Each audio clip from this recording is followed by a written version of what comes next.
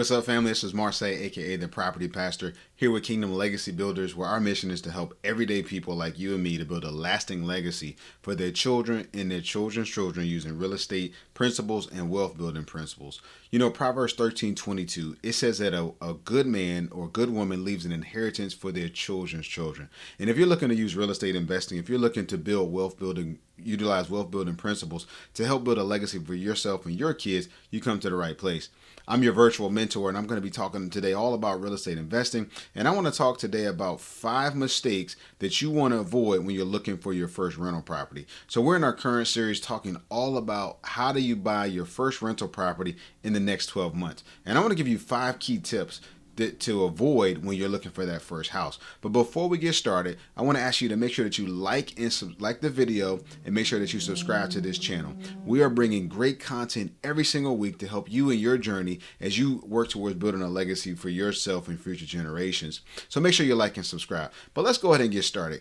So as we look at this thing, I want to give you, as I mentioned, 5 key tips. 5 key principles, things that are going to help you to avoid yourself a whole lot of heartache, a whole lot of hassle. And the reason I want to share these with you is because in my journey as a real estate investor, building my portfolio, I've come across a lot of landlords who hate real estate investing. You know, they got into it, they didn't have good systems. You know, they bought a property that maybe they couldn't afford.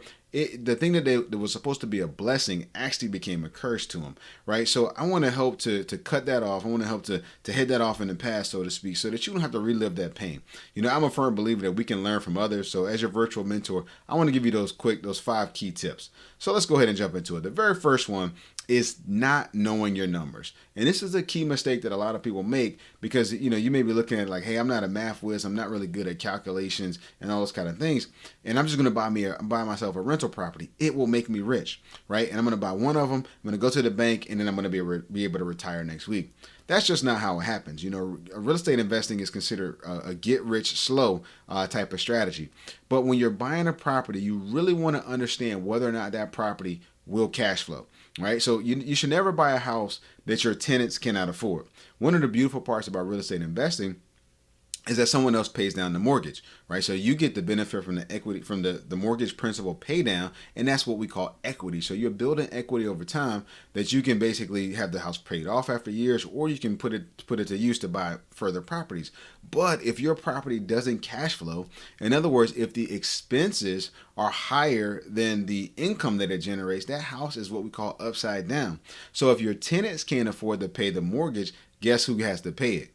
You do, right? So right now we're in the midst of a seller's market, and I've seen properties that the same day they're listed on the market, you know, they're gone, right? There's multiple offers right away. So we're in the seller's market and people are overpaying, right? So the prices are going to start to climb over time. People are paying top dollar. You know, sellers are getting multiple bids on properties. And if you're just getting started, you're looking for that first house, you may be getting frustrated. So you might have been looking for a while and you may be getting frustrated. You know, you're getting outbid on different properties. But the thing is, you must know your numbers, because if you get into it too much and you start to, you know, I want to add 5,000 to my price. Guess what? The more you pay for a property, the less cash flow you make. So my rule of thumb is I always want to buy a property 20% below, right, where it is, right, as far as the price. If I can get it for 20% below, I'm going to be doing very well, right? So that's one of the things that we want to be careful of when you're buying that first property, is not knowing your numbers, right? Never buy a property that your tenants can't afford. Second one, number two is that sometimes investors buy for appreciation only. So in other words, they buy a house for $100,000, for example, and they believe that next year it's going to be worth $150,000. You know, back in the real estate crash back in '07, right? There were properties, you know, '07, '08, there were properties that were appreciating 100%. You know, they were appreciating 50%, 100%. You know, in months and in years, and folks would buy a house, and the very next year it was worth a ton of money. So if you buy a house with that in mind, what happens if the market drops? Right, and you want to sell it. So if you overpay for thinking that, hey, next year this is going to go up by $20,000 and I can just sell it, right? You're not going to do well. Real estate does appreciate over time. That's one of the beautiful things about real estate, is on average it appreciates 3 to 5% year over year, right? But the market has peaks and valleys. So if you buy a property that, and kind of to build on the first principle, if it doesn't cash flow, right, and you're only hoping for appreciation, right, and it either depreciates or doesn't appreciate as fast as you think it's going to, right, all that time you're waiting, guess who has to pay the difference? You do. And that's a key way to get very frustrated with real estate and get out of it almost as soon as you get into it.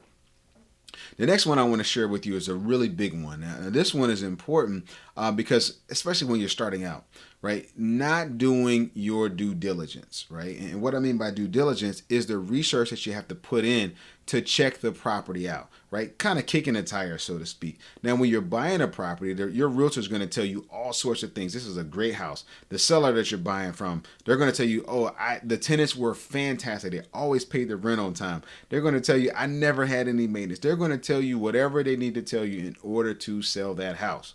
Right, and especially in a market like this, if you are in a situation where you got other people competing for that same house, you can be very tempted to not do your homework. Right, so the thing is, not doing your homework can get you in a lot of trouble with a property. So some of the things that you want to make sure you do, right? You want to make sure that you get a home inspection.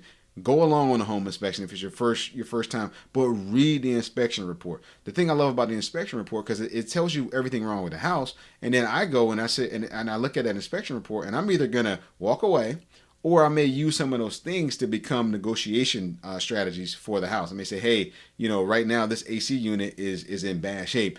I want you to either credit me the money to replace it, you replace it, or throw in a home warranty for X amount of time, right? But sometimes you may be tempted to forego the home inspection process. And in it, right, they're going to find everything wrong with the house. They're going to find outlets that are bad. They're going to find leaks. They're going to find places where, rodents can get in. Anything you can imagine, they're going to find it, right, on a home inspection. That's what they're paid to do. So not taking advantage of that is a big mistake. The other thing I mentioned about the landlord side of it is not asking for history on the property. So what I mean by that is getting history of the maintenance done, getting history for the rent roll, have the tenants pay rent on time, verifying utilities. If you got to pay utilities, I was just looking at a deal the other day, and the person, they were advertising the property, and they said, tenant, you're responsible for, the owner is responsible for the water, and they only credited $50. And I've got multiple properties, and I've never seen a water bill that low. And in my locality, you have to pay water and sewer as separate bills, right? So looking at it, I reached back out to them and said, hey, look, these numbers look kind of low. I'm not quite sure that those are accurate, right? So they immediately started to backtrack, right? So I adjusted my numbers accordingly. I adjusted my offer accordingly. But you got to be careful in not doing your homework, right? So you got to make sure you ask for history, ask for details about the property. And inheriting tenants can be a nightmare. It can be a blessing on one side because you've got that income from day one.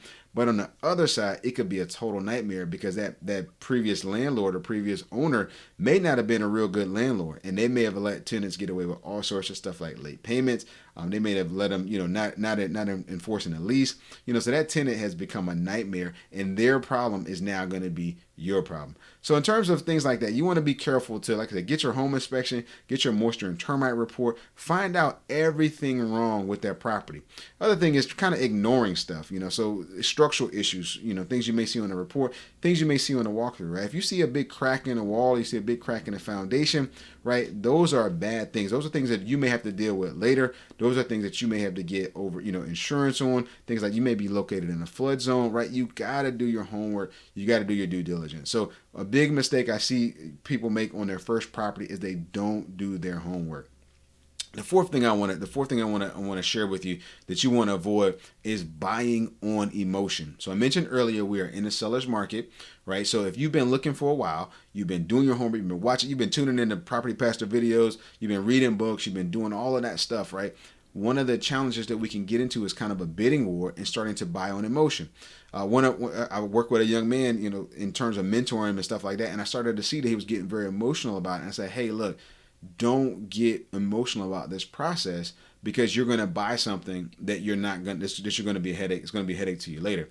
They were so busy wanting to just get that first deal done, right? That they started to ignore things, and that's what happens, right? When we become emotional, we fail to see what's right in front of us, and then later they say hindsight's 20/20.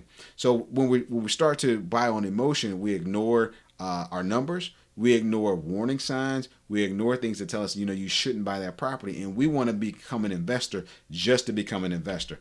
That is a surefire way to get yourself in a whole lot of trouble, right? And the sad part is an investor like myself will come in later and solve your problem. And you'll be willing to just about give the house away. I have purchased houses like that before in my tenure, right? In terms of being in this business, it's important that you don't become emotional. Ask yourself, if I was looking at this house and advising my best friend to buy it, would I advise them to buy it? Or my kid, right? If my child was going to buy this house and I was advising them, they asked me to look at it, would I tell them to buy the house? That way you almost have to separate yourself totally from the equation. When you do that, you can put a fresh set of eyes on and actually see, hey, maybe this isn't such a good deal, right? The thing is, we've got to zoom out sometimes. Sometimes you're zoomed in so close and you're looking at a week, a month, or whatever, maybe even 3 months, and you're like, I got to buy, I got to buy, I got to buy. But if you zoom out, right, you're not going to remember that 3 months. You're not going to remember that. You will remember whether or not you had a horrible experience in real estate investing. So you don't want to buy on emotion. So you definitely want to avoid that mistake. Last mistake I want to give you that you want to avoid is not having enough cash reserves. Now, if you're scraping up enough money just to get the down payment, right? If you're using a first-time homebuyer program, or maybe you're doing conventional with 20% down, and you've worked like crazy to save up enough money, and you barely got enough to pay for the down payment and the closing costs, right? Maybe your seller's paying closing costs or whatever. But if you just have just enough, you're scraping by, and it's a struggle just to get that first property, right? Not having enough cash reserves can be very problematic. Now, two sides, right? You typically want to buy that property and you want to have a little bit of money saved up in case the furnace goes out, in case the roof is leaking, in case there's something unforeseen, right? Or in case you've got to do an eviction, right? It's not a matter of if, it's a matter of when as a real estate investor, right? So recognize that, there are going to be expenses that come up and you want to have some cash reserves so you can handle those things as they come up. The other piece of it, though, when it comes to cash reserves is once you get those first few checks, the cash flow checks, you're like, man, you're feeling like, man, I'm a real estate mogul. I'm retiring next week. I got $300 cash flow. I'm killing it, right? Congratulations on it.